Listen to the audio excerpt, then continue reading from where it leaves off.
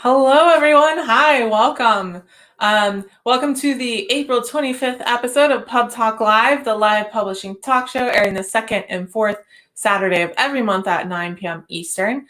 I am your host, Sarah Nicolas. I'm a young adult author, board member and agent liaison for Pitch Wars, and a library event planner.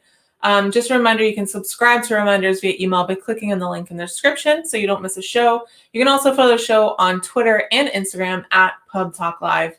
And if you'd like to support the show, you can find a link to the Patreon near the end of the video description down below. So I want to bring on today's guest co-host. Leslie Penelope has been writing since she could hold a pen and loves getting lost in the worlds in her head. She is an award-winning author of fantasy and paranormal romance. Her novel, Song of Blood and Stone, was chosen as one of Time Magazine's top fantasy books of 2018. So please welcome to the show, Leslie. Hello. Hi. Thank you so much for having me. Hey. Thanks so much for coming. I'm excited. Sarah asked me to, so I invited Sara Megibow first, and she's the one who hooked me up with Leslie and also our second special guest that you'll meet in a bit. Hey, Heather. Hey, Jessica. Thanks for coming, Jessica. Celeste, hi. So I don't know if y'all noticed, but I had an animated intro now.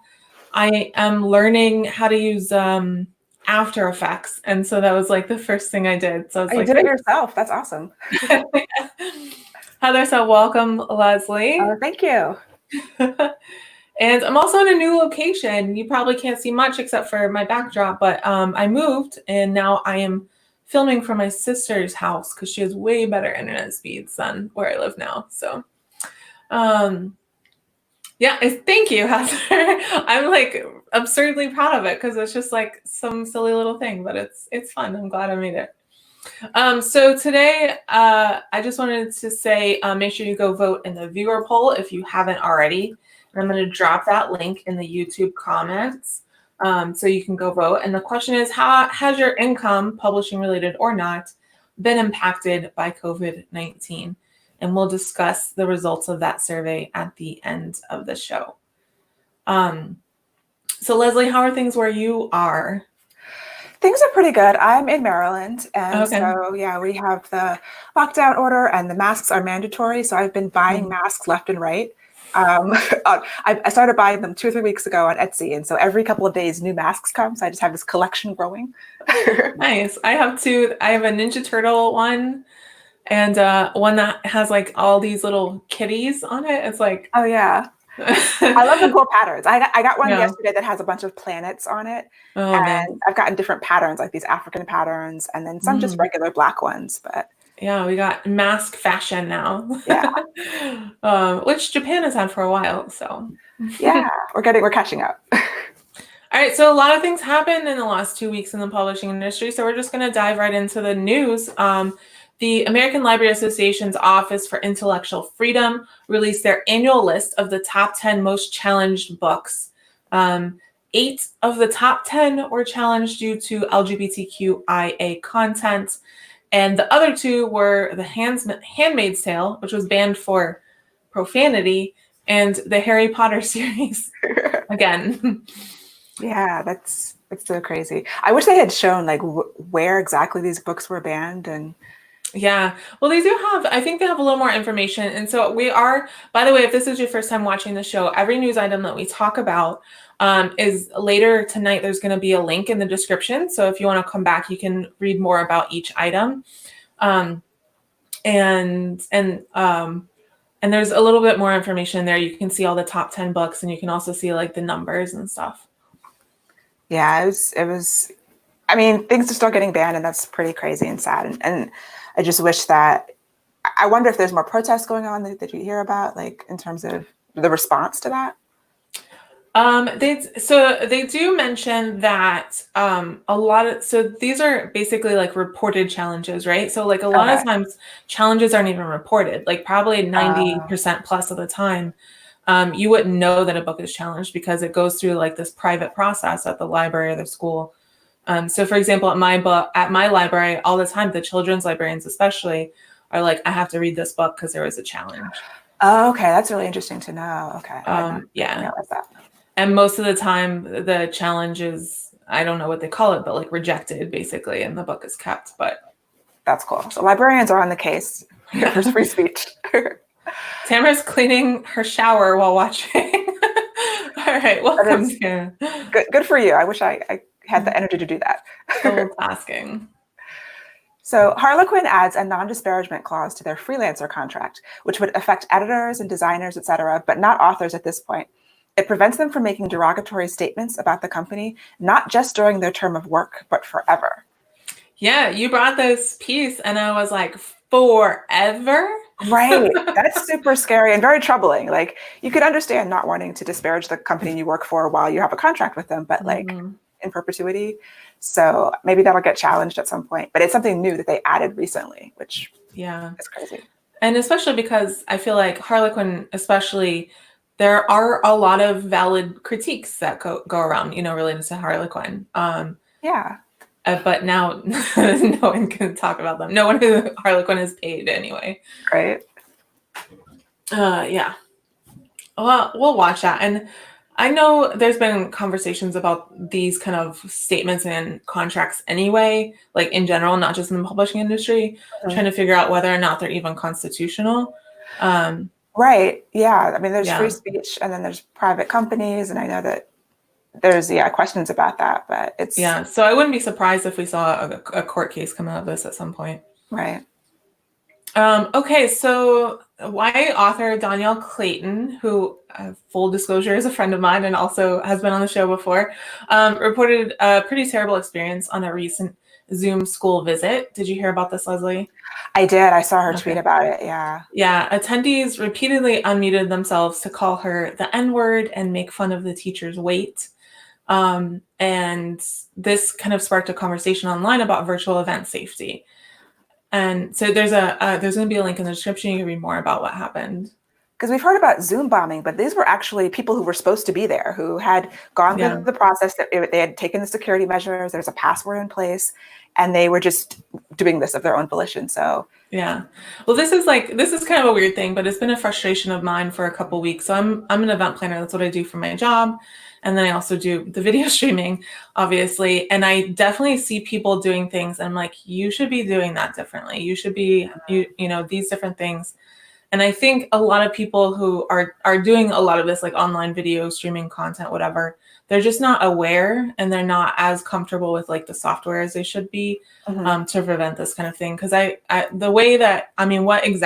exact thing that happened to Danielle during this thing could have been prevented pretty easily. But I think it's just, if you're not using that software all the time, you may not know all the different things that you can do. Yeah, that's true. Because I know like several of my authors from some of my events have contacted me since this happened. And I'm like, no, I have this in place and this in place and this in place. And they're like, oh, wow, that's extensive. And I was like, but that's who I am. I have an Excel sheet for everything. But it's sad that you can't just trust people who are like coming to definitely. I feel like I tweeted this, and I feel like the fact that the students or whoever it could be felt entitled to do it in the first place is the problem. Yeah. But I would like, if there are any teachers watching and you don't know about this, it's actually pretty well known that, so when you do a Zoom thing like this, they give you a link and a room password, right? But it's a multi-use password, so like multiple people can use that same password. Okay. And it has been a thing where, especially in high school, students will put that meeting room link and password on Reddit and ask people to come in. Oh, okay. Yeah. Wow. So if you don't know that, you might want to prepare for that. Yeah. Oh, that's too bad. All right, so Book Expo and BookCon have been officially canceled, which was an inevitable and long-awaited announcement. Frankfurt has announced they still plan to move forward with an October date for their book festival. Yeah. We've been talking about this actually for a couple episodes because people are basically like, when is BookCon going to cancel? Right. Because by the time they canceled, every major publisher and, oh my gosh, what's the distributor's name?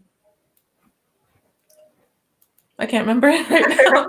Like Baker and Taylor or the other one besides Baker and Taylor. I feel like Sarah just messaged Ingram? it. Oh, I don't. PGW?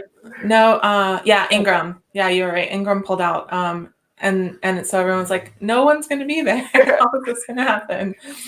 Well, also, because that's at Javits, and people were I was talking to someone who goes to New York Comic Con every year, and they haven't officially canceled, but I think they're moving in that direction. And she's heard from readers that are like, I don't even want to go to Javits because people are dying there, people are sick. And so I think that's going to be a concern for at least some people even once this is over and things get rescheduled, where you have a place like that where, these tragedies have happened. How do you make people feel comfortable going there in large numbers again? Yeah. When is New York Comic Con? Do you know? It's usually October, beginning of October. October. Yeah. Yeah. Dragon Con was just posting on Twitter that they plan to go forward, but wow, I can't imagine going to an event with 85,000 people in the fall. Like, when will we be comfortable I won't with be going. Right. Other people can go. So in the last episode, we reported on the Artist Relief Coalition. That was created to provide emergency grants for artists by multiple different organizations. They received 55,000 applications for the first round. And the first round, they gave out $205,000 emergency grants. There will be 4 more rounds of grants to come, but I think just the fact that they had 55,000 apply really says a lot. They have a lot of people are really in need right now. Yeah, and there's a lot of different organizations and funds giving aid, and they're all being completely overwhelmed by the need. So I hope that people are able to get what they need from somewhere. But yeah. Oh, hey, Mackenzie. I just like to say every now and then hi to people coming in. Sure. You have a related news item. Right. The Authors Guild surveyed its membership about the impact COVID-19 has had on authors. 54% of their members said their income has declined in recent weeks, with many of them saying it was due to speaking engagements being canceled.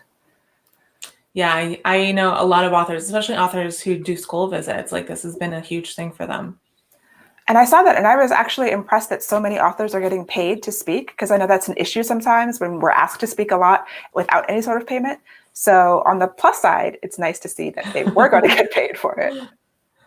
Yeah, a lot of like school events, especially, you get paid for those. And then at my library, we do several author events where we pay authors, but it's usually like big name authors, right? Yeah. The mid-list, it's a little bit harder. On May 5th, some good news for the foodies out there. Penguin Random House will publish a digital cookbook with proceeds benefiting restaurants and their workers. It's called Family Meal, and it will feature more than 40 exclusive recipes from PRH published chefs. So I'm kind of excited for that. Really? It is digital, yeah. Okay.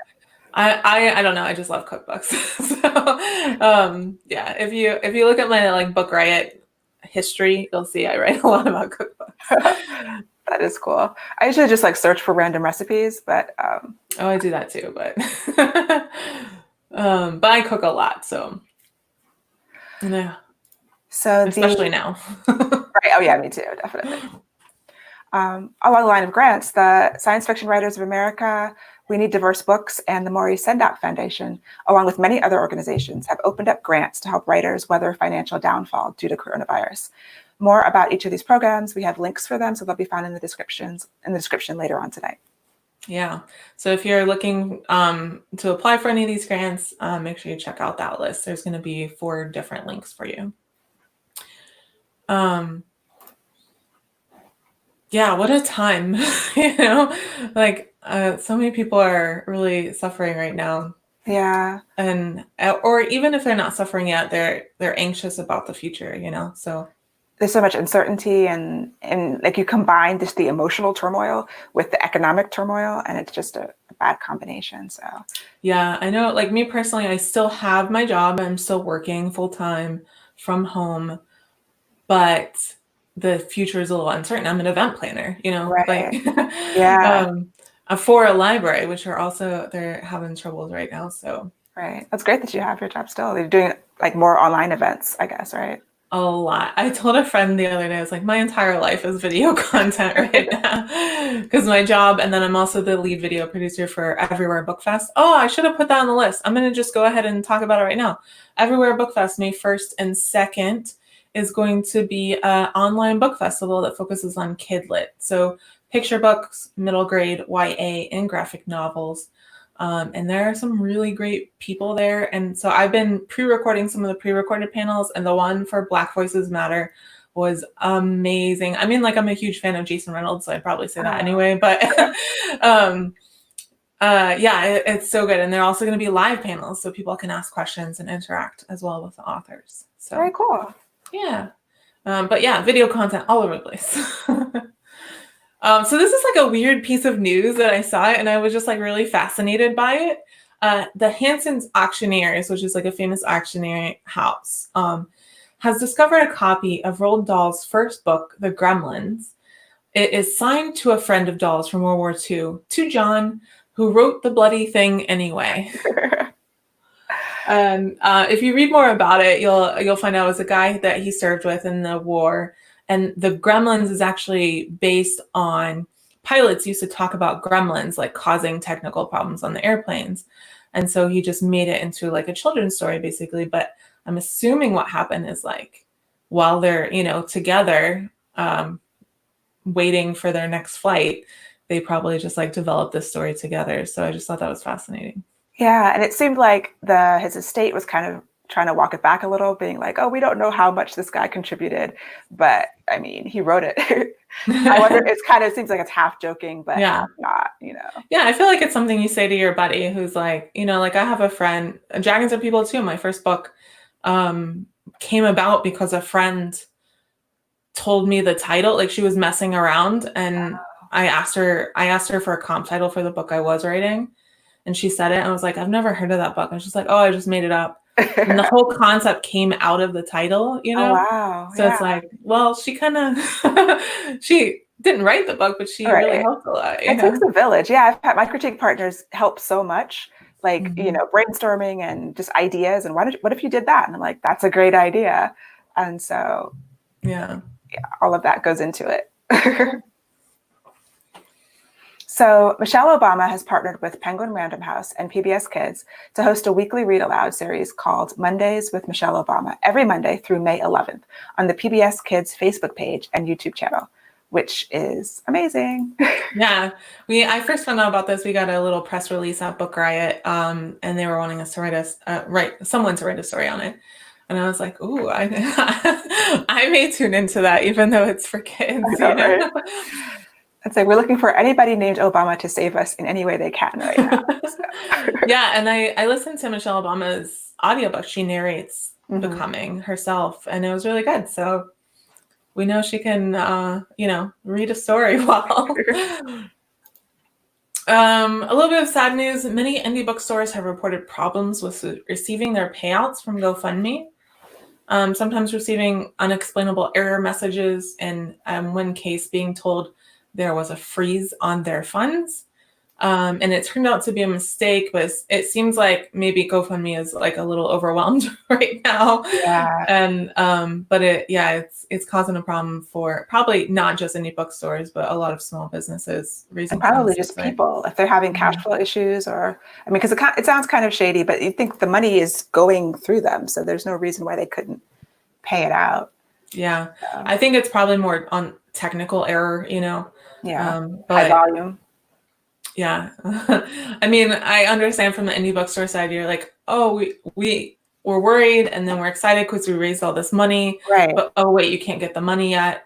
Is probably a pretty stressful situation. And it sounds like it's taking weeks, like it's taking kind of a long time if they really need it immediately. Yeah, and they're trying to pay people. Yeah, keep the lights on. Yeah. So Books A Million launched a new Talk to a Bookseller hotline where you can get recommendations from their category experts. There is a number to call, 1-866-544-1468, to use the service. I think that's kind of a cool thing, because book recommendations are going around, and if you are used to going to a bookstore and talking to people, talking to the booksellers there to get recommendations, this is a nice substitute in our new world. Yeah, and it gives the booksellers something, it keeps the booksellers employed, at least somewhat. It gives them something to do and something to think about, people to talk to. It's nice. So last, I just want to answer Celeste's question. Are travel accommodations costs usually covered when an author is asked to travel for a speaking engagement? And the answer is, it depends. Yeah, usually is a tough word. Sometimes. Yeah, it really does depend. So sometimes you're not offered anything at all. Sometimes you're offered only travel and accommodations. So that's kind of like when I speak at writers' conferences, that's usually what happens for me is they pay for the plane ticket and the hotel, and that's it. Right. And then sometimes your travel is covered and you're also paid. And then sometimes, and it's what my library does, even though it's not my decision, is we actually offer a lump sum and include travel in that. And so the author books their own travel. Some authors like it because I live in Orlando and they like to extend their trip a little bit.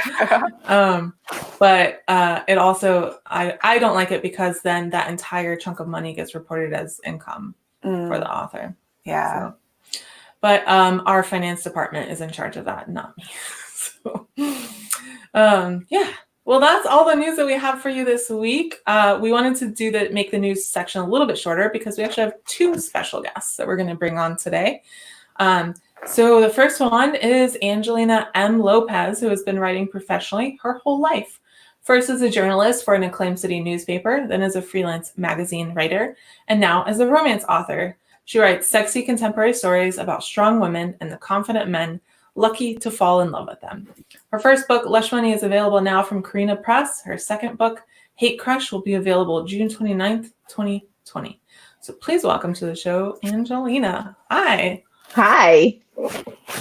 How are you? I learned a lot. Great. I learned a lot during the news segment. Oh, cool. I have a book on deadline and a short story on deadline. And so my head's been pretty down and focused and off social media. And so you guys gave me the update. I feel like I'm enriched. I know what's happening in my writing community now. You're ready. Awesome. No, really. No, great. It's great information. Some was cool. Shocking. But yeah, thank you. That's great information. Thanks. And our next guest is Sara Megibow, who is a literary agent with KT Literary out of Highlands Ranch, Colorado. She's worked in publishing since 2006 and has been an avid reader her whole life. Sarah, welcome. Yay. Hi. Hi. Hello. And Sarah, we have 4 special guests here, not just 2. It's nice to see all of you. Thanks. Everybody's special. We're all special. Yeah, this is what I call the interview guest because interview guest sounds silly. So, no special guests. Thanks. How are you two doing? How's everything going on your end of the world? Yeah. Sarah, you go first.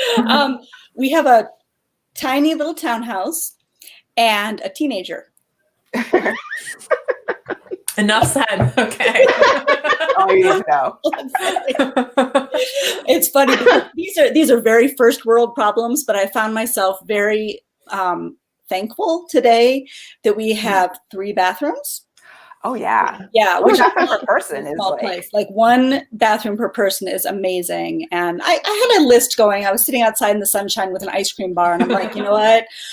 I'm thankful for bathrooms. I'm thankful that we, everybody's healthy. We're, that question about the money going away is pretty terrifying, but yeah, we're healthy. Thank God. So yeah. Angelina, how are you on the other side of the country? Yeah.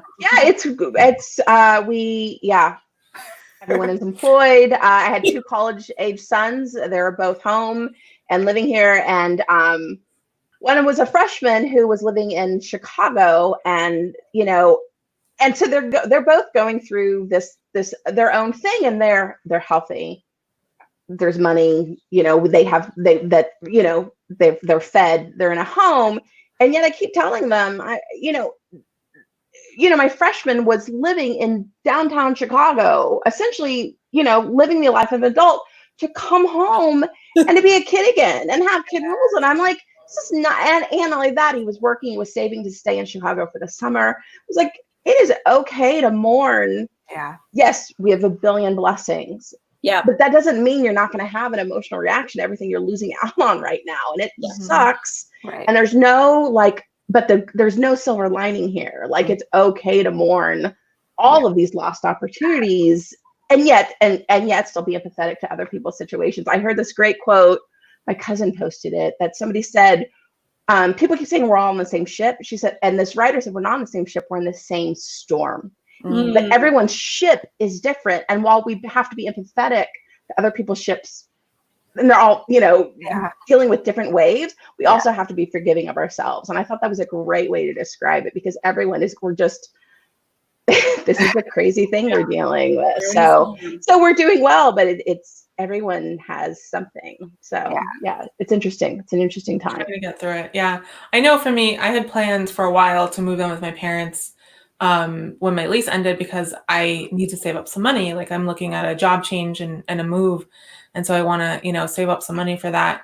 But also at the same time, it's been a great, like, really, really comfort to me, because I know that since I moved in with my parents, I don't have a lease. I don't have to pay rent. Like, if I do lose my job, it's going to be a lot more easy for me than it would be if that hadn't been the plan, Sure. Yeah. All right. So speaking of, let's go ahead and get started. Sarah, I know this is a big ask, but can you give us kind of a report on the state of publishing? Like, how is COVID-19 going to affect the industry in the short term and maybe also in the long term? I can answer that from my own perspective. Yeah. I always think of publishing as a gigantic sphere or pie or something like that. And I know my slice of the pie really, really well. I come from a data analysis background. So, like, I really intimately know my slice, but my slice is just one slice. So another agent may have a totally different answer. So I only work in Big Five publishing. Leslie's published by Macmillan and Angelina's published by HarperCollins. And I only work in genre books. So that's novels for middle grade readers, novels for young adult readers, romance novels like Angelina's, fantasy novels like Leslie's, and science fiction novels. So the answer could be totally different for nonfiction. Yeah. But what's going really well is that if people have disposable income, they're buying books. That's going really well. Ebooks and audiobooks are wonderful for authors. They're less wonderful for bookstores. Yeah. We really need print book distribution in order to keep the bricks and mortar bookstores healthy. And that's what's not going as well, because a lot of the bookstores are either closed or they're closed for curbside pickup only, or something like that. So what's going really well is that the disposable income is going towards books. And I know for my own family, that's what we've been doing. Is it's kind of like my grandpa. We keep going to the mailbox every 3 days going, ooh, is there mail? Right? Because I keep ordering boxes of books from bookshop.org, which is a website that buys from indie bookstores and gives back to indie bookstores. And I'll buy 3 or 4 manga and 2 or 3 novels and a couple client books to give away to friends. I just buy stuff just to give them money. But it's like, presents have arrived. And that keeps us going, is buying books. And so that's going really well.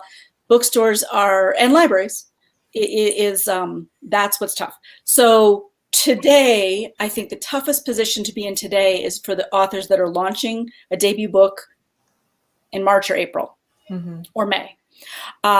Secondarily, people who are waiting on the option clause, which is, your next book deal. A lot of times the option is reliant upon good sales numbers for the first book. Well, hardly anybody's going to have good sales numbers right now. So that's a little bit of a concern. And then, of course, people who have books coming, books on submission or books coming out later that fall under a different umbrella. There's just a lot of questions. But I would say the best news is that people are buying books, and the less best news is the fact that bookstores and libraries are having a hard time because they're not open. Yeah. All right. Yeah, that makes sense. So kind of in that vein, publishing changing and romance publishers shrinking. What is your feeling about the future of traditionally published romance? Because I hear things about some kinds of romance are just going to indie, like publishers are just abandoning it to the indies. Are you seeing anything like that? And I know Angelina is a contemporary romance author with a traditional publisher, so that's good news. But overall, what are you seeing? Overall, at the big five companies and at the very, very, very aggressive mid-sized companies like Sourcebooks and Kensington, Houghton Mifflin, Angry Robot, these publishers are hungrily looking at data to look for opportunities. If, for example, contemporary romance has been very, very strong for, let's say, 3 or 4 years, that doesn't mean that the publishers are flushing historical romance or paranormal romance. It means that we are focusing our investment and our time and our energy in what's working. So it's like put our money where things are working. Mm-hmm. And that if I am a historical author, that might feel like I'm being flushed, but what it really means is that the contemporary romance authors are getting more of an investment. Mm-hmm. Is publishing a zero-sum game? I don't really necessarily believe that, but what I just said sort of sounds like that. Does that match with what your experience is or what you hear? Yeah, it's hard to know. I mean, I see people getting published in all different genres, not so much paranormal, but historical, contemporary, definitely. Yep. And then even I see people, even trad publishers, dipping their toes into sci-fi romance, which does really well in indie. So it's hard to tell. It's hard to get a big picture view of things. Well, and the big picture we also have to realize is we have to quantify what really well means. Yeah. Right. So for a big five publisher, the end game is bookstore and library distribution. Mm-hmm. And a big five publisher wants to look at their P&L statement, which is a profit and loss statement, and look at the comparable titles for a book that they want to acquire. And they're looking to see, can I put 20 to 40,000 units in print into bookstores and libraries? Mm-hmm. Now, we only have 650 Barnes & Noble left. And Barnes & Noble is not each going to take 1,000 copies, right? So we have to, at the acquisitions board meeting, the editor is playing this big game of chess. Okay, if Barnes & Noble buys in 3,000 units, which would be a pretty big buy, right, for a mid-list author, and the indie bookstores are going to buy in this number, and ReaderLink is going to buy in this number, and ReaderLink is the company that buys for Walmart, Target, Costco, grocery stores, etc. And Amazon only buys the number that have been pre-ordered by readers. Does that number hit 20 to 40,000? Well, or 60. If I'm Penguin Random House, I want 60 to 80,000, right? So if that number doesn't match up, there's no offer coming in. If I am writing science fiction romance, are there science fiction romance books in print that have 40 to 80,000 units in bookstores? And if there aren't, a debut science fiction romance author might not get an offer. That's sort of how now there's 1,000 different shades of gray in there. There's 1,000 loopholes in there. But that's in general how the process works. The publisher's customer is the retailer, the bookstore and the library. Mm-hmm. So the end game is bookstore and library distribution. Now, of course, if a publisher never acquires a science fiction romance author, then there's never going to be data proving that science fiction romance authors sell. And the publishers are not looking at ebook numbers, because if we sell 1,000 ebooks and we make $1,000 in profit, and next year Amazon sells 2,000 ebooks, but for $1,200 in profit, Amazon says, hey, we've grown. Mm-hmm. And the publisher says, hey, we've gone backwards, because the publishers are looking at money and Amazon's looking at units. Okay. So if somebody says we sell really well, they're probably talking units, not money. Mm-hmm. Yeah. That's a lot of publishing speak. I apologize. Angelina, does that match your experience? I mean, you debut in contemporary romance. What do you think? Yeah, no, I completely agree. All my information comes from Sarah. Of course. Yeah, my information comes from Sarah. So no, yeah, I completely agree. It's we have a new opportunity coming up with Lush Money that I can't say too much about, but one of the reasons the new opportunity came about was because it was Lush Money is ebook first, and it was difficult for the publisher to do what it wanted to do with it as an ebook first book. So, but in terms of people looking at the ebook numbers and what do they mean, for a lot of people, it doesn't mean a whole lot. And we experienced that they're still looking at a more traditional sales model, it sounded like. From what I'm getting from more people, a lot more experience than I am. Can I jump in really quickly and ask Angelina another question? It's kind of touchy though, so you can delete me, Angelina, if you don't like it. But when we were I can't, but when we were on submission with Lush Money, what was it about Lush Money that had the publishers looking at their P&L statement going, ooh, this one's a little risky? And I know the answer, but I'm curious if you remember what the answer is. That it was a feminist romance novel? Was that what, yeah, I mean, it was a book doing something a little bit different, on pushing a little boundaries. Yep. And Carina Press was interested and looking to take risks that the traditional print publisher that needed to make these kind of sales numbers was too nervous about making. And in fact, we did have a quick response from a big 5, print deal that was saying, I love this book if you make her less feminist. And Sarah rightly said back, okay, maybe. And I was like, no, it wasn't going to work. Right. But no, that ebook, we could take chances and risks. That risk fortunately paid off, but we could take risks and chances that we couldn't do with a traditional print deal. Yeah, you're completely right. And it's kind of mind-boggling because romance is 80% women readers, and they're scared of a feminist romance novel. So that was exactly our response, was a little bit about what the reader was looking for. We had a different point of view. Mm-hmm. Yeah. But Leslie, to your point, if we look at the print sales numbers, and I mean by sales numbers, I mean the number of books going from the publisher to the retailer, we don't see a lot of hyper alpha heroines. That's not quite the right word. Super alpha heroines. Selling, right? I mean, you still have a pretty large segment of romance readers who have conservative views, Right. So I get that, definitely. Yeah. I mean, to be overly generalization, that's not a word. The Walmart reader, was buying cowboys. Mm-hmm. And if the P&L statement says the Walmart reader wants cowboys, then the publisher is financially motivated to acquire more cowboys. Mm-hmm. All righty. It's like Moneyball. It's like the movie Moneyball. Yeah. It's not. Wouldn't that be great to see a movie about the P&L statements and like? Dude, I would rock that. I would tap dance on that movie.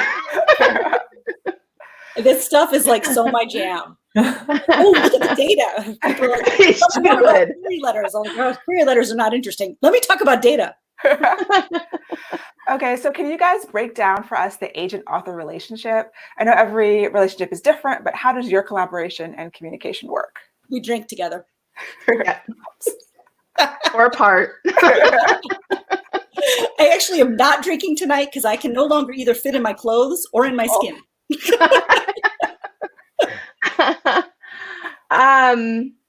How does that? I mean, I am astonished by, I have actually said this to Sarah. Sarah and I met in 2009 and really did hit it off. And then, and I submitted to her and she said, this book isn't ready. And I was like, that's absolutely correct. The book wasn't ready and I wasn't ready as a writer. Continued to write, then took a break from writing, went back to writing again, and submitted to her again in 2018. Sarah said she took it out of her slush pile. She didn't immediately remember me. And, but in this, query letters, 1 page, 2/3 of a page. In that, Sarah had a sense of, I want to see 50. I want to see the full. I want to continue that process. And the way that she can communicate with me about what I need to know, the way she can pull me off the wall when I'm climbing it, all of that started with this single letter. And for her to be able, and for a phone call conversation, there was one phone call conversation where at the end of it, she said, I'd love to offer representation. So I think a lot of it is for an agent to have those kind of chops where they're having that ability to read stuff in a person relatively quickly. She said the right things all along the way in terms of that beginning process. And then has been just such an incredible coach through it all. A lot, what I need from her is, again, to pull me off the wall. That, we go in thinking we're educated. We go to all of these, meetings and workshops, and we talk to friends, and we think we know, and then the process of publishing starts, and it's completely different than what you expect it to be. And Sarah is a great moderator in terms of just, this is what it really is. And I don't know, she tells me the truth, I think, consistently. So it's trust. I guess that's the ultimate answer to the question. It's a trust that she's never let me down. Mm-hmm.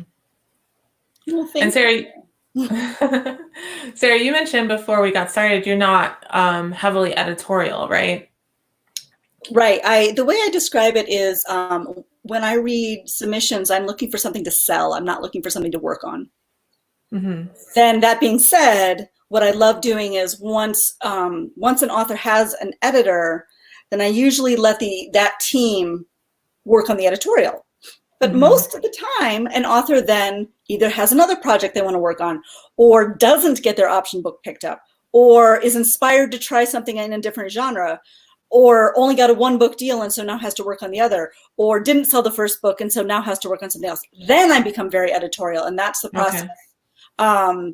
Leslie, you and I have gone through this process. Angelina, you and I might not have yet gone through this process of, hey, list me the things that you're interested in writing. Okay, let's flesh these out. Let's talk about these. And then at the point that we say, this one sort of matches the market, it matches the strengths in the books that I've seen before, we have some opportunities here, then the author usually will send me, we'll work on it and send about 50 pages, at which point we can say, no, we're not liking it. Let's shelve this idea. Or yes, this is really working. Or the author says, I love it. And the agent, like me, says it's not working. And that can be uncomfortable. But it's way better to be uncomfortable at 50 pages than 400 pages in. So that's when I get editorial. I feel like I missed the question. Sorry, I was just scanning through my question. And I feel like as the sun is going down, I'm turning sort of blue. I'm going to work on that. There's no lights. It's fine. It's fine. The light changes as the day goes on. I'm super blue. We'll do this. Well, but see, if I do that, then if my kid walks upstairs in his underwear, you become one of those Twitter videos, right? You're going to see. We'll blast you. Viral for the first time ever. I went through a similar process after the 2 contracts that I have were complete. I sent my agent 9 concepts that I wanted to work on. And I was like, can you let me know? What do you think? And she's like, well, not that one, but all the rest of them are good. That didn't help at all. That sounds like a you problem, Sarah. Too many good ideas. Well, I would also, I bet if you asked your agent, Sarah, that most agents would probably agree with this, that every single author requires a different kind of help. Oh, for sure. Yeah. I know for a fact, and I'm not saying this to brag, but I'm pretty low maintenance. I'm not extremely emotional person. I'm not I have anxiety, but not that kind of anxiety. And so, yeah, I feel like I don't need a lot from her, whereas I know some other people need a lot from their agent in terms of support and that kind of thing. Yeah. Though I would really like a hard deadline. That's the number one thing that I need is if I have a deadline, I can meet it. But if I don't have a deadline, I'll just keep going forever. I do know, though, I remember when I was starting the agenting process, the query process, and I talked to some writers about, what questions should I be asking? What should I do? And the number of writers who said, I'm astonished, a number of published writers who said, I'm astonished by how many people are afraid to email their agent, or they're afraid to call their agent, or they're afraid to ask for help from their agent, that it becomes such a process of feeling grateful and being afraid of pissing them off that it becomes a relationship where they don't feel like they're in a partnership. They feel like they're more, and the number of authors I've said, and I don't know that I've had anyone say that to me directly, but I had a couple of authors say, don't be in that relationship with an agent. If your agent makes you feel that way. Right. There are certain agents, I've heard of certain agents who kind of make their clients feel that way. They like to be sort of the person on the hill, the gatekeeper, and they try to be unavailable as Yeah, that's right. Being unavailable. Yeah. Right.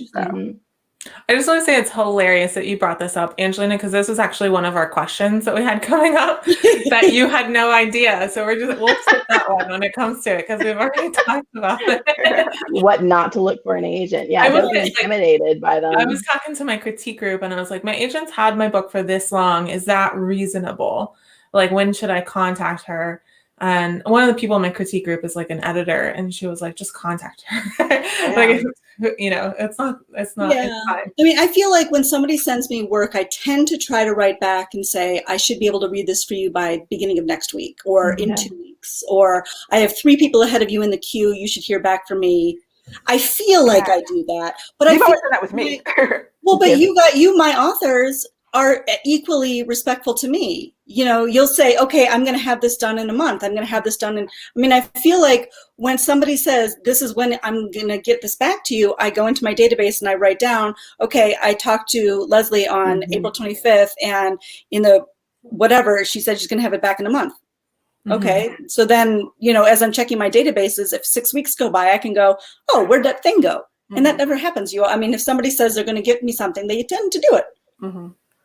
Yeah, Sarah's responsive to the point where if I just have a question and I don't want her to drop anything to get to it, I'll let her know. This is not urgent. Get back to me when you can, because that takes the pressure off of me too. Then I don't have to be like, is this a stupid question? Indeed, it is a stupid question, but you can get to it whenever. There's no stupid on the couch kind of question. And the flip side is if you're afraid to talk to your agent, sometimes there's miscommunications. Like, there was just an anecdote I heard from another author whose friend, the agent had the manuscript for like 6 months, and she had been afraid to contact the agent. Finally contacted the agent, and the agent was like, she had thought the manuscript was on submission, and the agent was like, oh no, we're not on submission. You didn't tell me to submit that.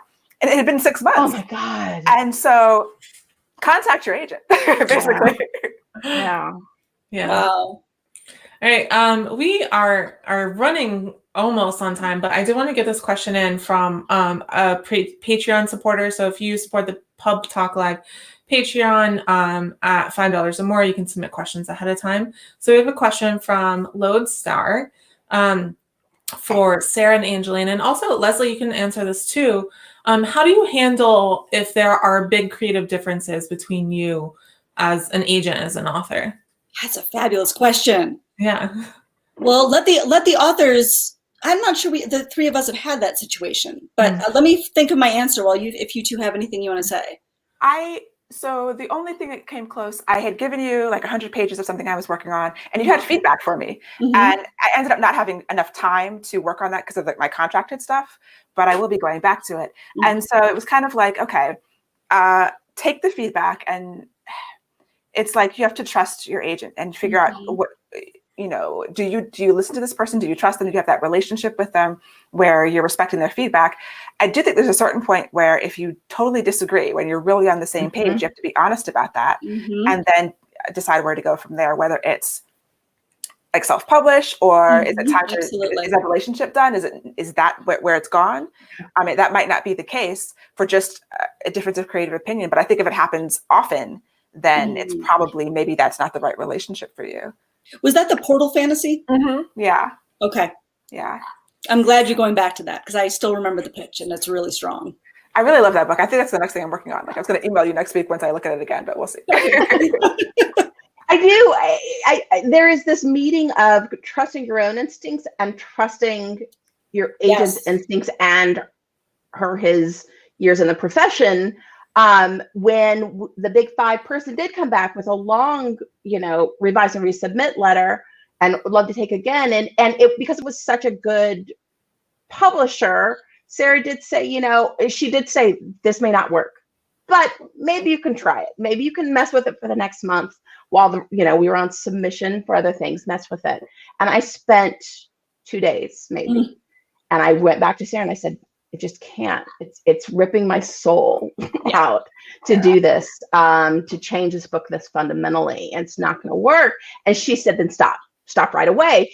But still, I think because that was really the first situation like that, would have been very easy to be like, well, my agent told me to do it, and take the next whatever month of crying at my keyboard. So there was this meeting of, in the trusting my own instincts trusting her, and that conversation went me saying, I cannot do this, and that she said, then stop doing it. And that's when, you know, again, that being at the beginning of the relationship, then that sets the pathway for the rest of the relationship. So that story jogs my memory, and I have the answer.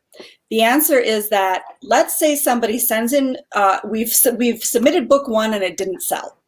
Let's just say, and somebody sends in book 2 and it's at 50 pages, and I write back and say, these are my ideas. If the author then says, no, I disagree, there's 4 options. There's my number 4. There's 4 options.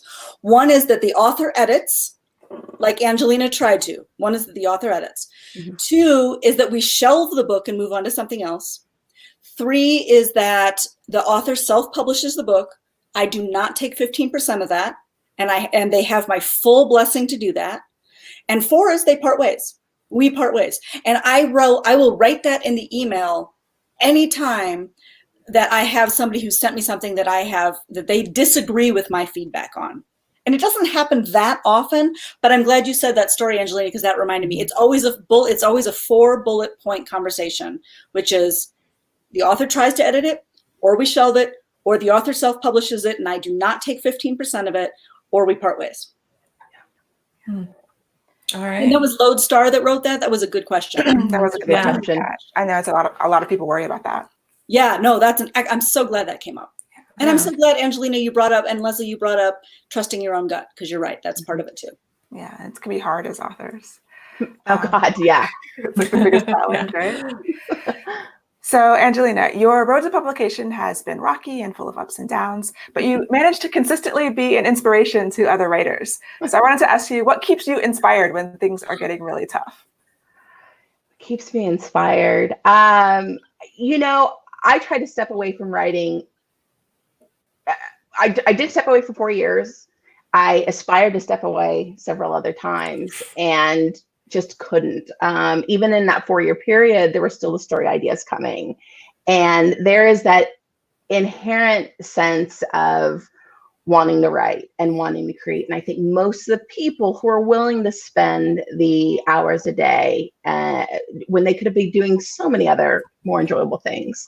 If you've got that compulsion, then it's really something to listen to, because it's very special. And how many times you have someone telling you, but I want to write a book one day, or I'm going to write a book one day. Or my favorite is, I've got an idea for a book you should write. Yeah. You know, that way. I've got the brilliance, but you've got the you're willing to sit and type, and I've got the brilliance that will inspire you. And so there's so many people who want to write a book or are going to write a book, but if you have the compulsion and the willingness to do it, I wish there was a magic to the ass in chair of, getting a book done, and it just isn't. But again, it's that compulsion to continually sit in that chair, even when you realize this is a really miserable thing to be doing sometimes. And so I think through, I was writing for 20 years before I got published, and I wasn't spending a whole ton of time trying to get published. I was spending a lot more time writing just because I was raising kids and doing a lot of other things. But it was that compulsion to continue writing the stories and creating something, and I couldn't ignore it, so I just kept doing it. But I think that's a really amazing, it puts you, if you're willing to do that, a step above so many other people who aspire to do it and never do it. Mm-hmm. Yeah, that's awesome. Oh, that's great. All right, so I have one final question for Sarah and Angelina. This is a question I ask all of my guests. And it is, what is the most important book you've ever read, and why? With you defining important however you see fit. I have so many. I know I have so many. I'll be shallow. I say shallow because I could point to a book I read last month and call it the most important book that I read, but I'm not going to do that. I'm going to do the one when I was probably in 4th grade. My school would send home this rickety piece of paper, like on newsprint, and a person could check a box and for $0.25 get a book. And and my parents frequently, we had a gorgeous library in my house, floor to ceiling, hardwood, handcrafted, inlaid bookshelves filled with books. But they would tell me no, because they were they didn't want to spend money on the children's books or whatever. The pulpy books in the 70s. And one time in 4th grade, I was allowed to buy a book, and it was The Blue Sword by Robin McKinley. And it changed my life. It was a girl with a sword and a horse, and I wanted all 3 of them. And people say the first time you saw a book about yourself in a book. I've never seen myself in a book, right? I'm not sure I want to see myself in a book, frankly. Loudmouth, queer, multiracial, Jewish, Michigas. I'm not sure that I want to see myself in a book, but that was the first book that really spoke to me and was like, girl, sword, horse. My life has changed. And then, of course, instead of invisible friends, I spent 4th, 5th, 6th, 7th, and 8th grade with invisible horses that I would talk to in class. And they were all named. I galloped them through the halls of middle school. Absolutely not kidding.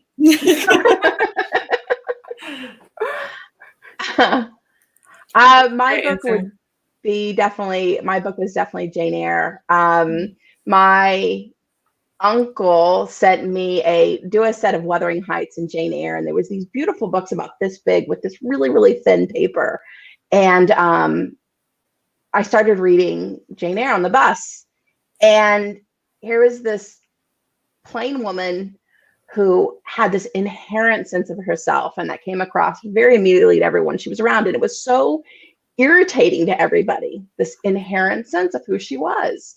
And she goes to this place and she meets this hot guy. And I fundamentally think that's a feminist novel, because the way she controls that relationship, the way he wants her to bend and admires that she doesn't. It's really, really funny. There's incredibly intense, funny banter between the 2 of them. And ultimately, at the end of the day, she would rather starve on the moors than change her inherent sense of who she is. She is not the person that is going to marry a married man, because as miserable as it's going to make her to leave him, it will not be untrue to who she inherently is. That's worse. Being untrue to herself is worse than losing this man. And that book blew my mind and continues to blow my mind because of that reason. This woman is not going to change for him. And that book really defined like everything after that. Yeah. Nice. Mine. Cool. Great. I always love hearing the answers to this question. One day I'm going to put them all together so we can have them all in one video. Oh, and I trust me, I know that me calling that a feminist novel will enrage some people. Side note, so that's okay. That's why I asked for not the public comments on it. Controversial opinion. Well, so far, no one in the comments has disagreed with you. So thank you both so much for joining us today. Sarah, you were actually when I first created the show, on my first list of people that I wanted to have on the show. That's so sweet. Yeah, and then someone, I can't remember who it was, tagged you when I asked, who they wanted to see on the show. I was like, oh yeah, I should definitely send that invitation now. So, and then she brought along Angelina and Leslie, and it's been great having both of you as well. So Leslie and I are going to say goodbye to Sarah and Angelina, and we're going to finish up the show. So thank you all for joining us. Thanks so much for having me. Bye. Have a good night. All right. That was great. That was a great conversation. Yeah, they were amazing. Yeah, and everybody should definitely read Angelina's book because I loved Lush Money so much. And I'm so waiting for the next one in the series. Cool. I can listen to Sarah talk about the industry all day. She should do a TED Talk. Podcast. Oh, podcast. Yeah. Well, Katie Literary has a podcast, if you guys don't know. Oh, yeah. Podcast, and Sarah's been on it. It's great. Another one of the agents runs it. So they interview authors and the agents in the agency, so it's really good stuff. Yeah. Cool. Okay, so it's time for Audiobook of the Week, and we're also going to do, again, this week, an audiobook giveaway. So I'm going to talk about the audiobook that I chose this week, and then we'll do the giveaway. So this week's audiobook is Bane by Claire Legrand, which is actually the second book in the series. And I read the first book a while back, and I liked it enough to read the second, but I wasn't a huge fan of it, right? But I liked it. But the second book, I I really like it. Like I probably like it more than the first book, which doesn't happen a lot in fantasy series, you know? But so yeah, that's why it's the audiobook of the week, because I listened to it this past week during my walks. It's about two queens separated by 1,000 years, connected by secrets and lies. They must continue their fight amid deadly plots and unthinkable betrayals that will test their strength and their hearts. And that's from the publisher. Of course, I didn't write that. Does it stand alone, or do you have to read the first one first? Huh? Does it stand alone at all, or do you have to get the first one? Oh, you should definitely read the first one. And that's why I added, so when we do the audiobook giveaway, you can choose any of my previous audiobooks of the week, including this one. And I actually added the first to the list. So if you haven't read the first one, you can get that one instead if you want to.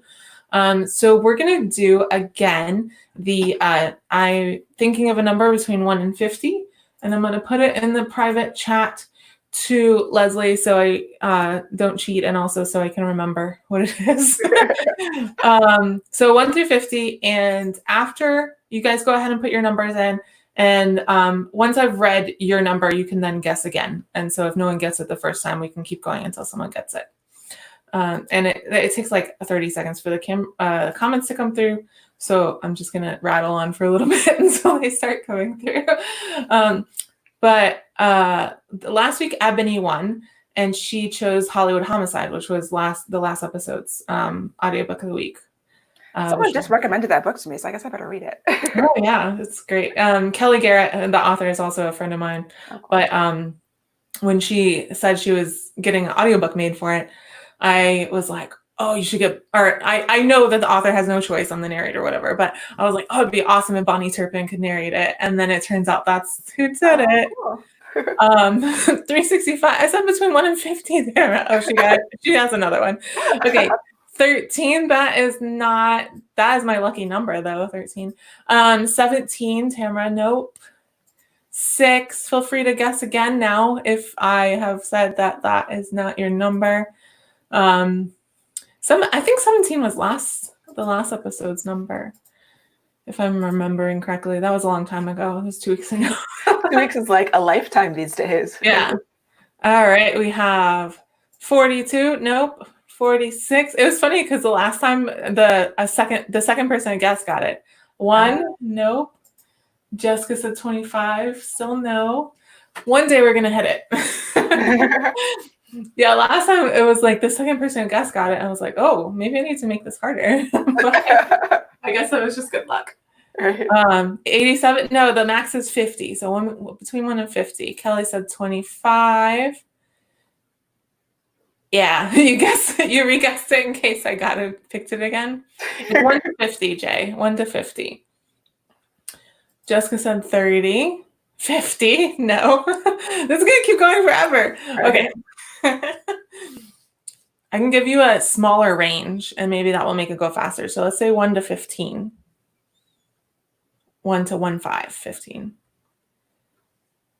Hey, Ray. Thanks for joining us. 3. Cheryl got it. Yay. Hey. All right. So Cheryl, if you could send me a message on Twitter or Instagram, or you can go to pubtalk.live and find my email address there. However you want to do it, just contact me on there and I'll send you the list and we'll make that happen. Congratulations. Yeah, congrats, Cheryl. Cool. Okay, so the viewer poll of this week was, let me pull it up on screen so everyone can see. How has your income publishing related not been impacted by COVID-19?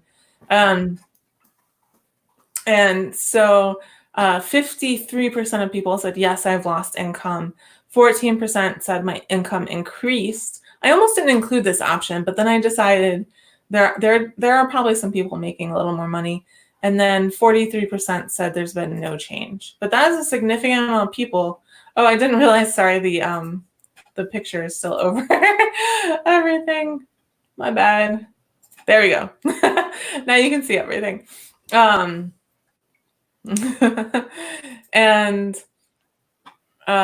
so yeah, because I think income, unless you've like lost your job immediately. Like publishing income takes so long to get anyway. Yeah. Royalties come twice a year, or if you self-publish, it's 3 months later you get your money. So Mm-hmm. that part of it is no change for a lot of people, but other income definitely. Mine hasn't changed much, primarily because I haven't published a book in 2 years, so I'm not really relying on publishing income right now. So it's just my day job income. Yeah. And also my writing for Book Riot and stuff like that. Mine has increased. Kelly said mine has increased so far, but mainly I sell ebooks, so that's probably the reason. Oh yeah. People in certain segments, for sure, I feel like are making a little bit more money on publishing. And I think that KU reads are probably gone up because they're not spending any extra money, but they can read more. Mm-hmm. Although at a certain point that'll go down because it's a pool of money. But yeah. And then I know like children's activity books, the sales have skyrocketed for those. So yeah, if you're working in that industry, that's nice right now, probably. And then anyone who's like probably a delivery driver or someone like that, they're probably making more money, or if they're working right now, they're working more probably. So and certain places are still hiring. Like I just saw the commercial that Domino's is hiring. So like I saw that too. You could pick up a side hustle maybe. Let's see. Celeste, that was a terrific show. Very informative. Thank you. So the last thing we do every episode, we're just going to close out with a reading quote of the week. And this is basically for no other reason than I like quotes. And, so yeah. So the quote for this week is reading a book is like rewriting it for yourself. You bring to a novel anything you need, all your experience of the world. You bring your history and you read it in your own terms. I like it. Yeah, that's cool. Everyone has a different experience with different books, right? So and as authors, it's important to remember that too, because you can put all that stuff in there, but people are going to take what they take. So yeah, cool. I have a friend who reads some of my books, and she's always like, "You should do this. You should do this," or "I think this character is this. I think this character is this," and I'm like, "No, that's not." And she's like, "Death of the author." Like you can't say anything. You have to be silent. Yeah. But one time she said, "I'm thinking this," and I was like, "Yeah, that's my headcanon." And she's like, "You're the author, then that's canon." That's what we call that. It's not headcanon. Yeah. Well, Leslie, thank you so much for joining me. Check out Leslie. Leslie has an awesome YouTube channel, so make sure you go and check that out and find her on Instagram and Twitter. And do you do a podcast too? Was that you? Yeah, the podcast is the YouTube, so I just make a video while I'm recording. Yeah. So go check out her podcast as well, and you can find the link to her website down in the description down below. And thank you so much, Leslie. I'm going to say goodbye and close out the show. Bye. Bye. All right. Thank you, everyone, so much for watching and tuning in and commenting and just hanging out with us tonight. If you enjoyed the show, don't forget to like and subscribe so you don't miss another episode. Tell your friends. You can also sign up for a subscription and email in the description. And you can sign up for my Patreon, which the link is in the description. My dog is having like little, like a nightmare or something. He's like doing little barks while he sleeps, and it's so distracting. So the Patreon link for the Patreon is in the description. Thank you so much to my Patreon supporters. I love talking to y'all every week and getting the questions from you. And I really appreciate your support. You can find social media for all of the guests in the description, along with PubTalk Live social media. And I took a picture of my animals who slept through the entire episode. I'll be posting that on Instagram, so go check that out after we're done.